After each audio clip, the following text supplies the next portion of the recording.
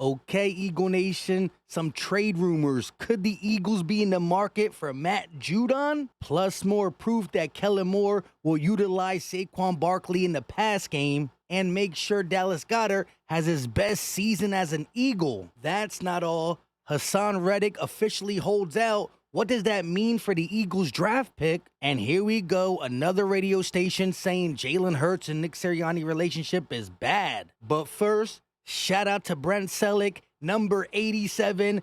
That's how many days into the Eagles head to Brazil to play the Packers. I can't wait. What is going on, everybody? I go by Philly Mike, and this is the Philly Talk Podcast. And today, as always, we got a lot to get into. But before we do that, Eagle Nation, if you enjoy the content, hit that like button, subscribe to the channel, and turn on the notification bell so you don't miss these videos. As we talked about yesterday, Haason Reddick has been holding out of voluntary OTAs. Today, Tuesday, is the first mandatory minicamp for the New York Jets, and Haason Reddick is nowhere to be found. Why, as an Eagle fan, am I worried about it? The Swoop Scoops tweeted, report, Reddick has to play at least 67% of the snaps and get 10+ sacks for the Eagles to acquire a second-round pick. Now remember, this draft pick ain't until 2026, but if Reddick would get 10+ sacks and play 67% of the snaps, it would have turned to a second-round pick. It's not good that he's holding out, but it shows that Howie Roseman knew that if he didn't get a contract, although Haason Reddick has 1 year left on his deal, he was going to hold out for a massive contract. I think the Jets didn't believe it and thought, you're telling me I can get Haason Reddick for a third, maybe a second in the 2026 draft? This is a steal. We finally fleecing Howie Roseman, but you didn't. If he holds out, he loses money, of course, but next year he's a free agent, so you might have gave up a draft pick for nothing unless you pay him, and the Jets already got a lot of money tied up in their team. Moving on to the Giants' new running back, Devin Singletary, who pretty much says, I'm a playmaker like Saquon Barkley. Huh? Is he really trying to compare himself to Saquon Barkley? He continued by saying, I've been in the league just like him, ... He's only been in the league 1 year before me.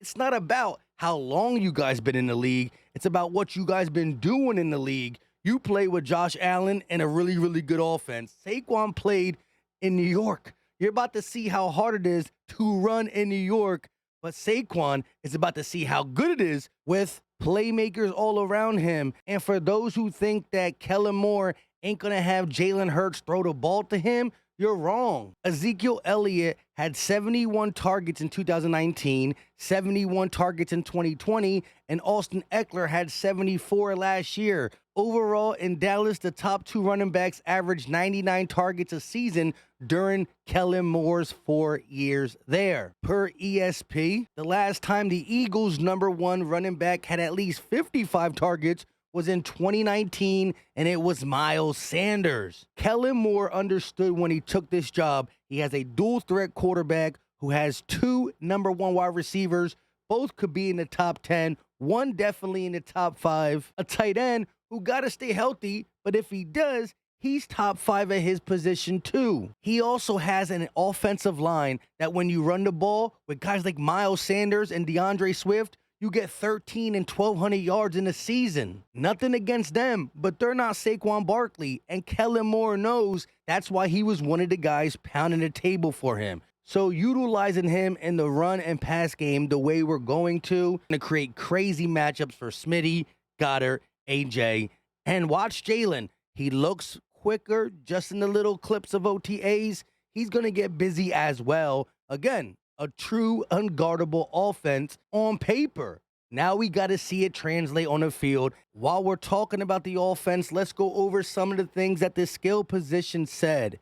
There's more from the receiver on the offense. AJ and Devontae both said there will be more freedom to do what they weren't able to do before under the previous scheme. Motion and creating mismatches. How many times have we seen Keenan Allen or CeeDee Lamb get matched up on a linebacker? That's an easy first down. Dallas Goedert said there will be quick throws to the tight ends. You could see running backs leaking out the backfield after the ball is snapped and becoming first reads. So again, short intermediate to guys who catch the ball and get a lot of yards after the catch. Saquon, yards after the catch galore. And let's not forget, in 2022, Dallas Goedert was top 5 in the NFL, not at the tight end position, but overall in yards after the catch until he got hurt and missed a few games. He's going to be utilized much more, once again, as long as he stays healthy. In other Eagle news and rumors, Patriot star could be an intriguing trade option to bolster the Eagles' defense. When you think of the Patriots' defense, who's the best player on that team? Matt Judon. He's an excellent player who racked up a whopping 28 sacks in 2021 and 2022 during a stretch of 4 straight Pro Bowl trips with the Ravens and Patriots. Provided he truly is healthy, he could have a considerable value to any number of NFL teams, but for the Patriots, the value lies more in what they can get for him in a trade rather than him chasing quarterbacks for a 5-win football team in 2024. So again, no real ties to Philly, but Patriots, who might win 5 games, don't need a superstar defensive player who's a little older. I think he's 30, 31. So you look around the NFL for contenders who got cap space. And of course, the Philadelphia Eagles are one of them.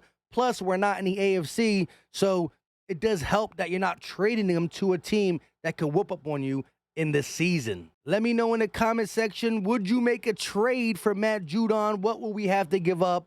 I'm still hyped for the Milton Williams, Jordan Davis, and Jalen Carter rotation with some of the young guys, but it never hurts to add a guy like Matt Judon. Real quick, though, just in case you forgot, talking about Cooper DeJean for a minute, he is very accomplished. Like, we look at him, and a lot of people still think of him as a in-betweener. Where is he going to fit in, and how is he going to adapt to the NFL? This dude is accomplished. Let's go over it real quick. First team AP All-American at corner in 2023. Big Ten Defensive Back of the Year in 2023. Big Ten Return Specialist of the Year in 2023. Second team All Big Ten Conference in 2022. Music City Bowl MVP 2022. Like I said, the dude lives up for the moment, and his resume speaks volumes. Lastly, word on the Bird tweeted top NFL players' retail sales from last year, March 1st of 2023 to February 29th of 2024. And 2 Eagles are in the top 2 spots. Jason Kelce, due to him retiring, people grabbing stuff before it goes off the shelf and whatnot. But guess who else is up there? Jalen bleeping Hurts. That is star power. And in third is Patrick Mahomes and Travis Kelce. And you can go through 5 and 10. It is what it is. But Jalen Hurts got star power. And the real fans know the bounce back is going to be crazy in 2024. And the only thing he really got to bounce back from is the turnovers. His 2023 season is not as bad as people make it out to be. However, it's the off season. And why do I got the picture of Hurts and Sirianni over there?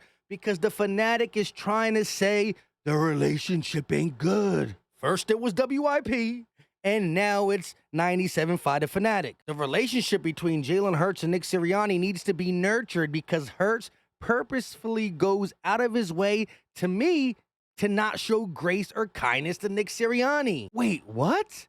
Goes out of his way to purposely not say anything good about Nick Sirianni? They continue by saying they don't have to like each other, but Sirianni shows Hurts the ultimate respect and stands up after an NFL game that Jalen Hurts blew for his teammates, and Sirianni takes the bullet for it publicly. From that point on, I would expect the very least that Jalen Hurts could do is give some bullcrap answer to at least do the same for Sirianni. The radio stations get mad when Sirianni is not real at the podium and he gives some bullcrap answer. Now you want Jalen to be not real and give some bullcrap answer? Sheesh. Lastly, they said, I think the problem is, and I think that reflects far more to me on Jalen Hurts than Nick Sirianni. First of all, what I have seen is multiple times Nick Sirianni has fallen on the sword publicly for Jalen Hurts because Hurts refused to stand up and take responsibility for his own actions. So to me, Hurts owes Sirianni grace. Bleh. That is just disgusting. Jalen Hurts, although he played great in the Super Bowl, could not let go of the fumble, right? He's always took accountability on his interception or fumble or missed this, missed that. What? Do you forget the 17-18 press conferences? And all I'm doing here is telling you what he said. He was asked how the head coaching job has changed. Jalen Hurts said he don't know. He really can't answer that question, which ain't a bad answer. Maybe him saying he don't know because Nick Sirianni's job hasn't really changed, although it's going to be more Kellen's offense, which again, in the limited time of OTAs, Jalen's been working hard with Kellen to grasp the offense. So maybe he doesn't really know. It's not a bad answer. Then they asked, okay, what have you seen from him? And Jalen Hurts said, he's been great. He's been intentional with his message for the team. Where do you get bad response to Jalen saying he's been great? He's been intentional with the message he has for the team. Huh? I know it's the off season, but talk about something that just makes a little sense. It don't gotta be positive because y'all can't do too much positivity on the show, but at least make it make sense. With all that being said, I go by Philly Mike, and this is the Philly Talk Podcast. Do your boy a favor, hit that like button, subscribe to the channel, and turn on that notification bell so you don't miss these videos. Again, if there's negative points that gotta be talked about, we will, but not making up stuff. Hurts and Sirianni are fine. Kellen is going to be a big part of the 2024 offense. That is it. Sirianni is okay. Hurts is okay. Drop a comment. Let me know all your thoughts on the good, bad, ugly. Also, if you got nothing to say, drop the muscle emoji. We Philly strong. We out.